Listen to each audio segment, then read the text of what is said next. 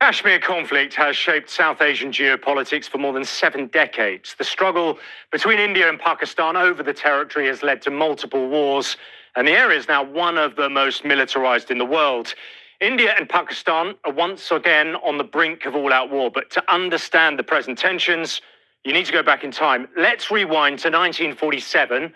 This is what the map looked like when Britain partitioned its former colony. Pakistan, with a Muslim majority, was created in the west, and India to the east with a mostly Hindu population. War quickly followed in October. The Hindu ruler of the Muslim majority Jammu and Kashmir originally sought to remain independent, but when Pakistani militants invaded Kashmir, he appealed for Indian military help. The ensuing war lasted until an armistice was implemented on the 1st of January 1949, splitting Kashmir into 2 parts.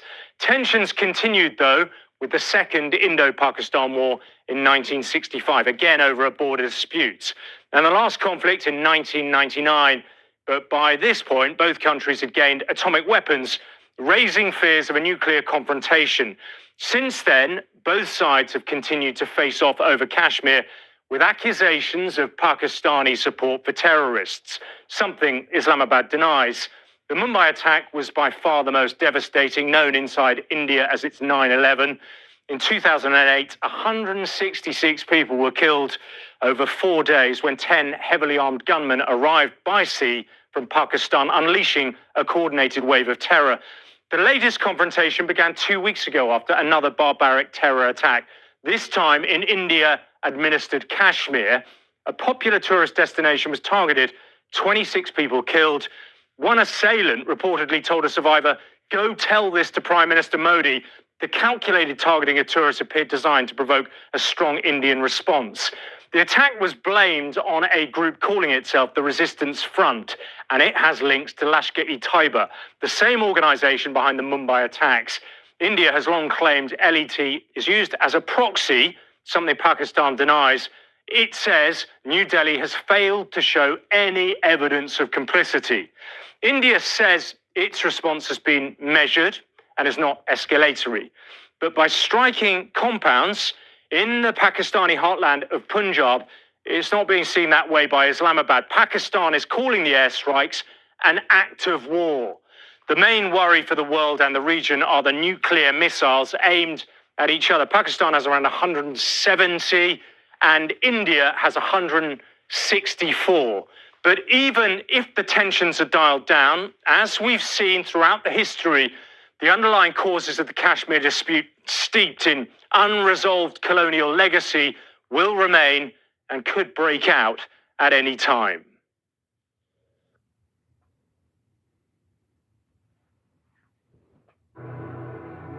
Shalom, shalom, Yahshua Allah. I want to start off first things first, and all praise and glory to Yahweh, Bahashem, Yahweh Shah, Bahashem Ra Kadash, which in the Petty Hebrew tongue is the correct names of the Father, the Son, and the Holy Spirit.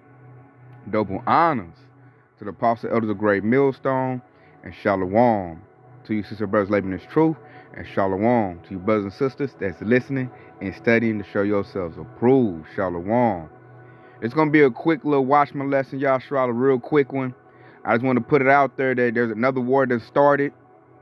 You got India and Pakistan going at each other, which really doesn't make any sense to me.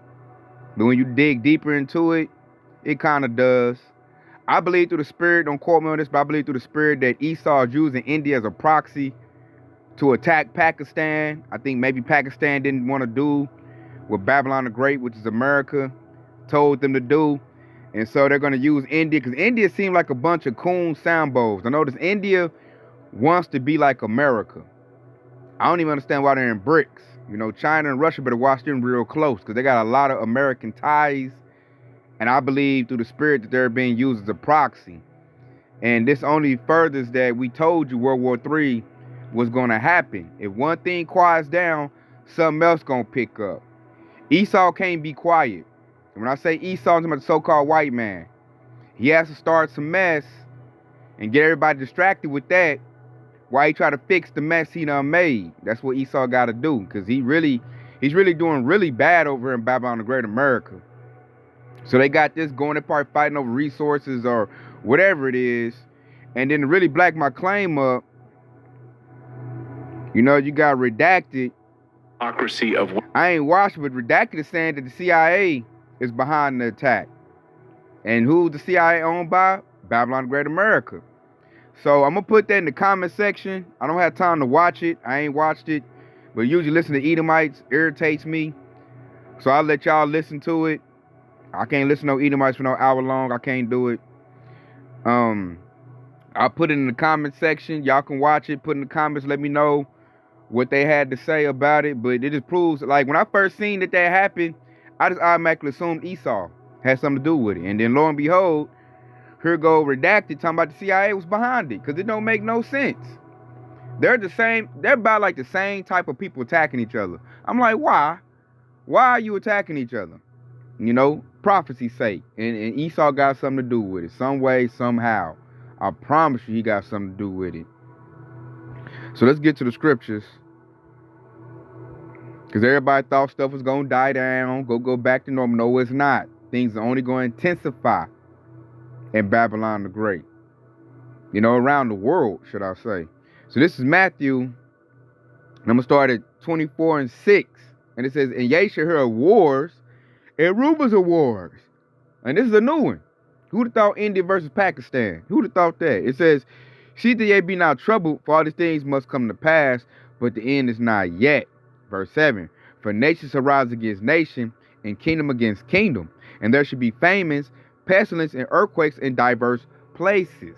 Verse 8, all these are the beginning of sorrows. And that's all about to happen. Trade is slowing down. Countries are not dealing with each other like they used to, especially Babylon the Great. So that famine is definitely coming in. And I like the precept said kingdom versus kingdom. We're seeing that right now. India is a country. Pakistan is a country. They're attacking each other right now. I remember they shooting down jets, blowing stuff up. And why are they doing that? Because World War III is quickly on the way. See, World War III will have a bunch of other little fights start out before the big one kick up. Kind of like an undercard in boxing. So this is another one that came out the blue. Everybody thought, oh, we're going to go back to peace and everything's going to be cool. Russia and Ukraine is starting to chill on out. We safe. And then here go India and Pakistan picking it back up. Now they banging. It's going to be some more banging. More and more as we move forward in prophecy. So that's a rumor of a war that we're hearing. Which backs the scriptures up. Because it said you should hear of wars. We hearing it. I'm like, wow, that's a new one. I'm like, I would have never thought that. I'm thinking they would have clicked up with each other, not start fighting each other. You know? That's Esau for you. And I might go get a preset. I didn't have it in the gun. But I might, let me see if I can find it. I know it's in the Ecclesiasticus. Because it's something that's really on my spirit, man. That's talking about Esau and how he does.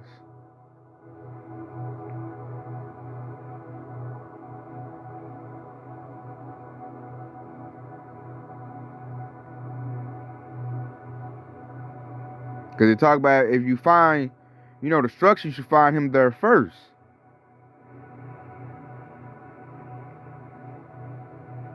Yeah, there we go. I knew it. Ecclesiasticus 12 and 17. Matter of fact, I'm going to start at 16 because this is Esau Edom, man. I promise you, I bet my bottom dollar that Esau Edom, so-called white man, is behind this war, this conflict that's trying to bubble up. So this is Ecclesiasticus 12 and 16. It says, the enemy speaketh sweetly with his lips. Pardon, talk sweetly to India. We'll give you oil, we'll give you this. Man, go bang on them over there. Go bang on your people over there. And it says, but in his heart, he imagined how to throw thee into a pit. He will weep with his eyes, but if he find opportunity, he will not be satisfied with blood. So I look at them Indians, you know, with their Ishmael or Elam, they're stupid to me. You shouldn't even be dealing with Esau right about now. You should be getting away from him. But Esau got planes, other supplies. He's speaking sweetly with his lips, you know, giving them supplies. So they're dealing with Esau. But this is what I wanted to pull up right here in verse 17. Ecclesiasticus or Sirach 12 and 17 says, if adversity come upon thee, thou shalt find him there first. And though he pretend to help thee, yet he shall undermine thee. So Esau somewhere in the mix of that conflict got them fighting each other. Because I believe they the same nation. They might have, I think what one said is Hindu, one might be Muslim, but they're the same people. And there's no reason they should be fighting each other, they neighbors. They should be trying to click up, get along, and band together for their resource. But now they're fighting. And I believe the devil is in India's ear, speaking sweetly with their lips. Because this stuff is just, I mean, this came out of left field, man. I'm like, what the heck? What you about to get out of this? You know, so we're going to watch. That precept really hit my spirit because I believe through the spirit, Esau is the reason for this new conflict. He's the reason for all the conflict. World War III is going to happen because Esau, Edom, and his need to try to get the birthright back and his fear of Yahweh, Ba'ashem Yahweh Shah. These devils are scared. They've been found out. You got the Ish people telling me they're going to take back Gaza. You got Iran saying you better leave Gaza alone.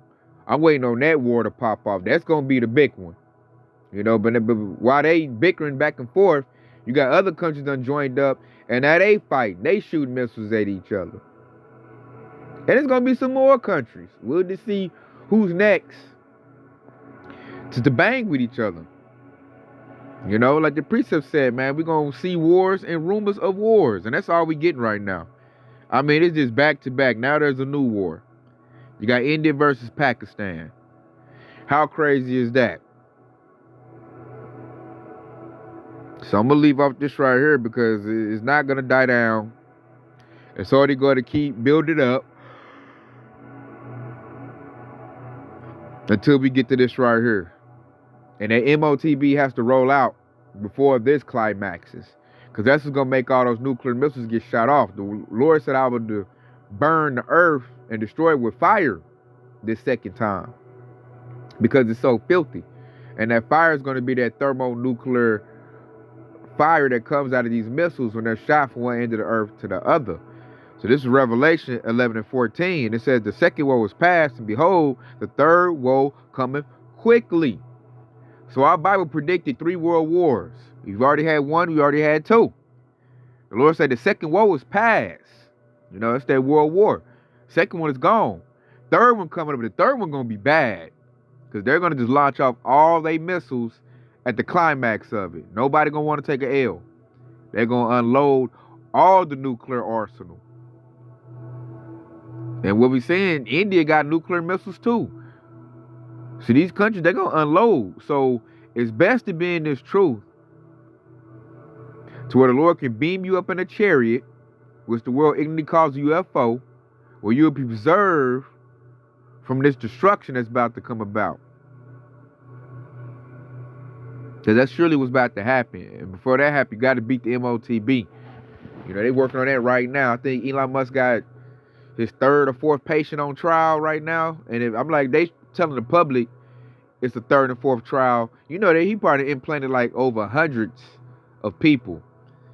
And they just ain't saying nothing. So World War III is coming quick, Yasharala. You can see it. Everybody fighting everybody. Everybody want to bang with everybody. I'm like, man, I didn't see this one coming, Yasharala. Lord throwing curveballs. I'm like, India banging with Pakistan. And see, say if they really started really fighting and blood really get to shedding a whole lot, they could bring other countries into this war as well. That's what they could very well happen.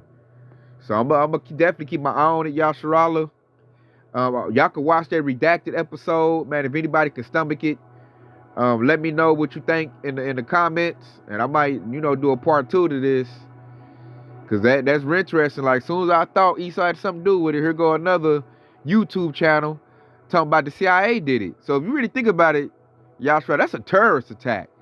These devils going around other countries and doing terrorist attacks and then, you know, hiding their hand. And then watching them fight each other. That's what I'm like, man, y'all heathens got to get smarter. And quit letting Esau Edom play you for a fool. And lie to you. And speak sweetly in your lips. So I see Esau still got a little bit of juice. We can get people on the side to do what we need them to do. But nonetheless, it's all going to lead to World War III. And that's coming soon, too. That's not far out. It's not far out at all. That's coming real soon. You know, we can see that in the next couple of years, or the way things move, it could be the next couple of months. We see World War III. So I just want to put that out there, Yashrala, that hey, other countries is starting to bang with each other. We got another war popping off. And to stay prayed up, because we gonna need that protection. You know, and with that being said, I hope this has been informative. I hope it's been edifying. I want to say Kwam Yashra Allah, and stay locked in, because Yahweh Shah is quickly on the way. Shalom.